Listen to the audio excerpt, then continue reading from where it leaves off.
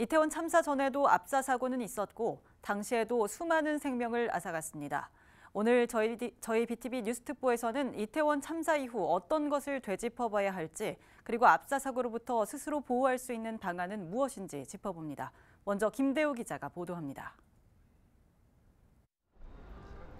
시간을 거슬러 올라가면 과거에도 압사 사고는 있었습니다. 1960년 서울역에서는 열차를 타려는 시민들이 계단에서 넘어지면서 압사 사고가 발생했습니다. 당시 31명이 숨졌고 40명 넘게 다친 걸로 전해집니다. 2001년 보신각에서 열린 제야의 타종 행사 때도 몰린 인파로 압사 사고가 일어나 사망자가 발생했습니다. 2005년 상주 시민운동장에서 발생한 압사 사고는 콘서트를 보러 온 시민 11명의 목숨을 앗아갔습니다. 소중한 생명을 잃는 값비싼 대가를 치렀지만 우리는 이태원 참사라는 사상 최악의 압사 참사를 또 겪어야만 했습니다. 사실 저는 그날 이태원을 방문을 했기 때문에 사람 사이에 끼어 있었거든요. 정말 위험하다고 생각을 많이 했고. 이번 연도에 많이 모일 거 알면서 약간 대처 못한 것에 좀 아쉬운 마음이 들었습니다. 이런 압사 사고는 시민들 곁에 늘 도사리고 있다고 해도 과언이 아닙니다. 사람이 몰리는 곳에서는 발생할 가능성이 커지는 겁니다. 출퇴근 시간, 움직일 틈조차 없는 지하철 안, 그리고 구름 인파의 축제날에도 압사 사고는 시민들을 위협할 수 있습니다.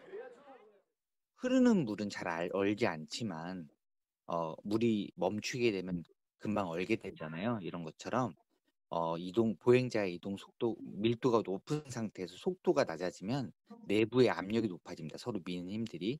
그래서 언제든지 발생할 수 있는 사고고요. 하지만 이태원 참사가 발생하기 전까지 압사 사고는 크게 걱정하지 않는 사회 재난이었습니다. 150명 넘는 시민이 숨진 이태원 참사. 소중한 생명을 또 잃은 뒤에야 압사 사고에 대한 위험성이 부각됐고 언제 어디서든 일어날 수 있다는 인식을 하게 됐습니다. 출퇴근길에 어디 등하굣길에 많은 사람들한테 밀려서 갔던 경험이 있으실 거고요.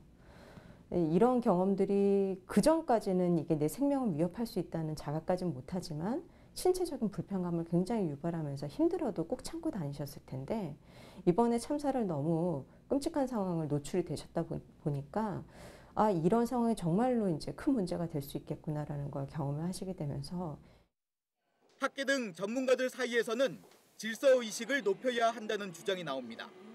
어떤 재난이라도 신속하게 대응할 수 있는 체계를 갖춰야 한다는 목소리도 있습니다. 사람이 모일 것이라는, 어디에 모일 것이라는 정보가 있는 이상은 주최 기관들이 없다고 할지라도 항상 모니터링을 하면서 거기에 대한 밀도 관리를 해야 되고요. 어떤 사고에서도 어떤 재난에서도 대응할 준비가 되어 있는 준비 태세가 잘 되어 있어야 된다고 생각을 하고 있습니다. 시민들은 정부나 지자체 등의 노력이 더 필요하다고 말합니다. 우리나라가 그래도 선진국 대열에 올라섰다고 하는데 이런 일이 발생한 것은 정부가 너무 안일하게 모든 걸 대처해서 그러지 않나 생각합니다.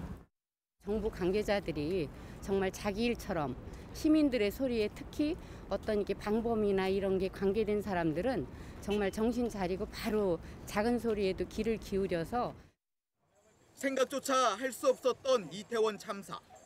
압사 사고에 대한 인식을 높이고 이제라도 철저히 대비하며 위험 요소를 사전에 제거해야 같은 비극을 되풀이하지 않을 수 있습니다. BTV 뉴스 김대우입니다.